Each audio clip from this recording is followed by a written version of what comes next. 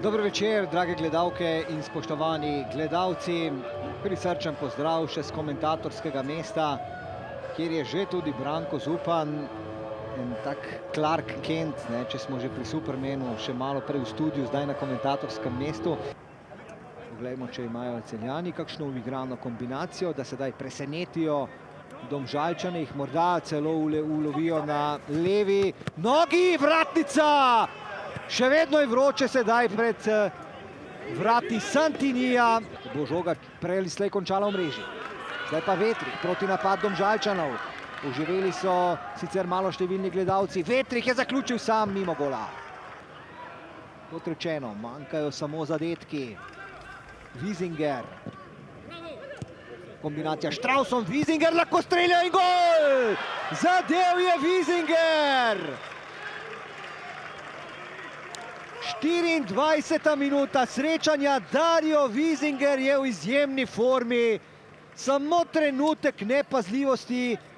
V prejšnjih akcijah to pomeni visok tempo, že malo pušča posledice. Gnezda Čerin. Dokaj hitro poleti. Rožman pa ocenjuje, da je največja težava Domžal doslej bila, da so potem v jesenskem delu državnega prvenstva nekoliko padli. Vstopamo v zadnjih 10 minut prvega polčasa.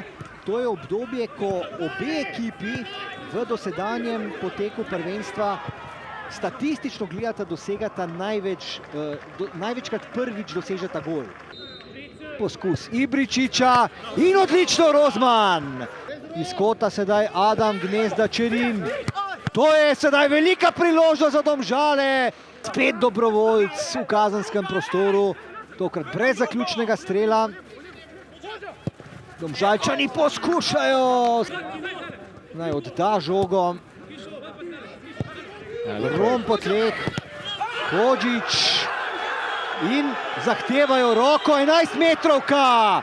11-metrovka za Domžale.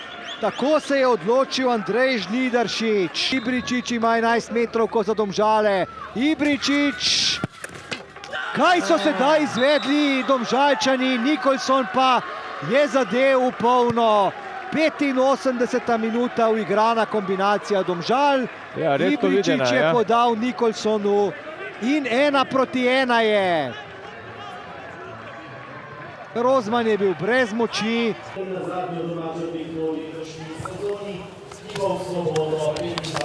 Ja, ne vem, sam mislim, zdelo se mi malo čudno, ne vem, malo ne vidi posnetek. Hitro je stekel.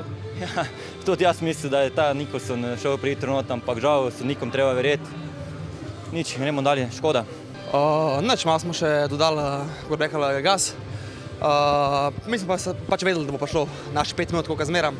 Tako da v bistvu smo igrali našo igro, tega, kar se skozi držimo skozi celo sezono. Na koncu bo to dal za točko.